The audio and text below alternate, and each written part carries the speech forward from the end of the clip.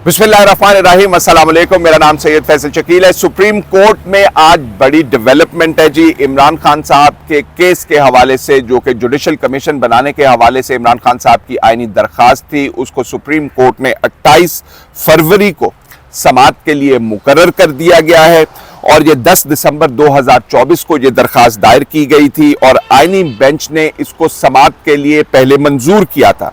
आईनी बेंच ने registrar office की कुछ ऑब्जेक्शंस थी, उनको रिमूव किया और समाअत के लिए एडमिट करते हुए 10 दिसंबर 2024 को ये अपने सामने लगाई।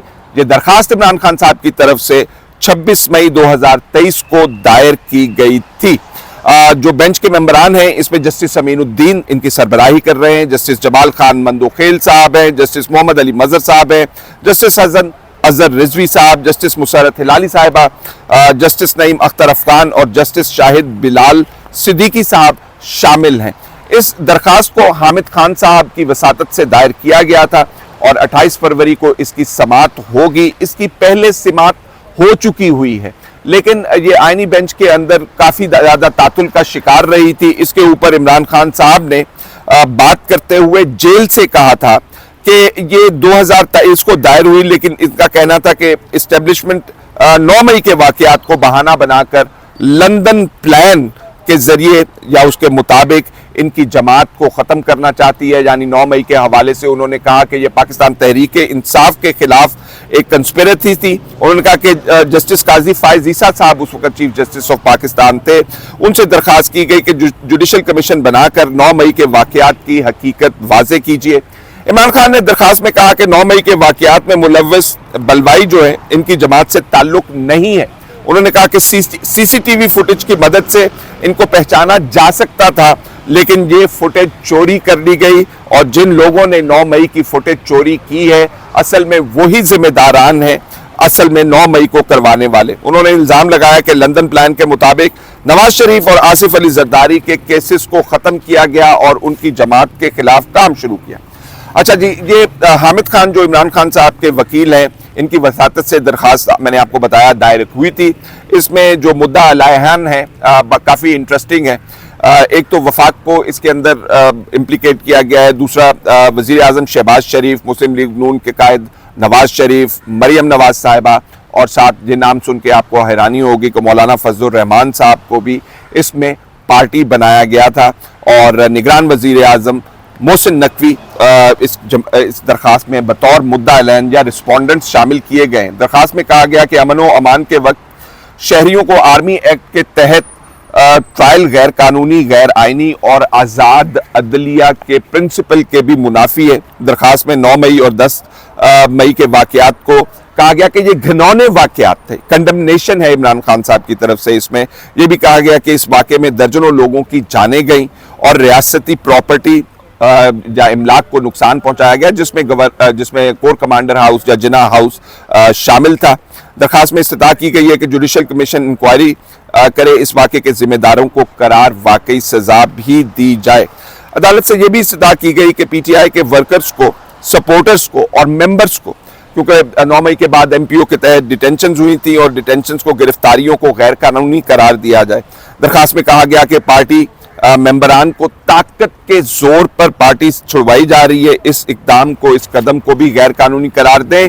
और इसमें साथ साथ ये भी कहा गया कि एक तरफ तो हुकूमत ने, ये उस वक्त की बात है जब इलेक्शंस करवाने की बात होती थी, तो हुकूमत कहती थी कि फौज जो है वो बहुत ज़्यादा बिजी है, इसलिए वो सिक्योरिटी की ड्यूटीज़ परफॉर्म नहीं कर सकती, इसलिए अभी इलेक्शन नहीं करवा सकते। तो उस हवाले से ये जिक्र किया गया है कि एक तरफ हुकूमत जो है अदालत के सामने इलेक्शन ना करवाने की वजूहात में से फौज को कह रही है कि बहुत बिजी है, और दूसरी तरफ कह रही है कि एहतजाज की जब खबर आती है तो फौरी तौर पर 3 टेरिटरीज के अंदर, 3 सूबों के अंदर फौज को जो है वो बुलवा लिया गया। और जब ये समाअत हुई थी, आखिरी दफ़ा जब इसकी समाअत हुई थी आईनी बेंच के सामने, तो बड़े इंटरेस्टिंग ऑब्जर्वेशंस हैं, वो आपको बताते हैं क्या हैं कि क्या जजेस ने कहा, ताकि आपको पता चल जाए कि कल इसके हवाले से क्या होगा क्या नहीं होगा।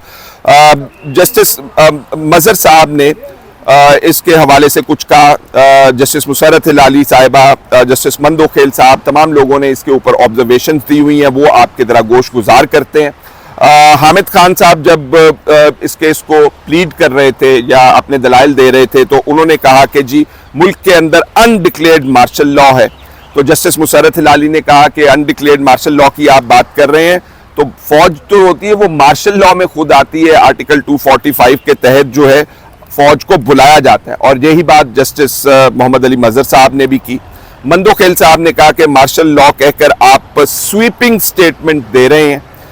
जस्टिस मजहर ने ये भी बात की, जस्टिस मोहम्मद अली मजहर ने कहा कि आर्टिकल 245 के तहत आपको आईनी इख्तियार चैलेंज करना होगा। अगर आप ये कह रहे हैं कि 9 मई की पादाश में, एहतजाज की पादाश में फौज को जो है बुला लिया गया था और ये गैर कानूनी है, तो आप आर्टिकल 245 को चैलेंज करें। फिर इनके तहत इकदामात को मार्शल लॉ नहीं कह सकते आप।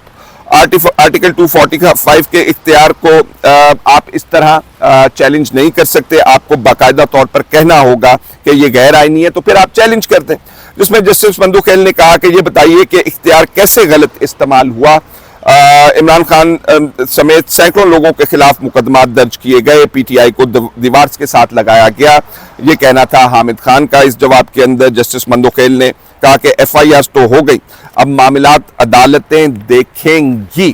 तो ये मुसर्रत हिलाली साहिबा की भी इसके ऊपर ऑब्जर्वेशन थी। उन्होंने कहा कि जी कमीशन तो बन गया था, बनेगा अगर, क्योंकि ये कमीशन बनाने के लिए इस्तदा है। तो जस्टिस मुसर्रत हिलाली साहिबा का कहना था कि कमीशन बना भी दें तो वो सिर्फ जिम्मेदारी का तयन करेगा कि क्या हुआ, किसने किया, किसकी जिम्मेदारी बनती है 9 मई के फसादात के हवाले से या प्रोटेस्ट के हवाले से। उन्होंने कहा इसका कोई असर जो फौजदारी मुकदमात रजिस्टर कर लिए गए हैं उसके ऊपर नहीं पड़ेगा।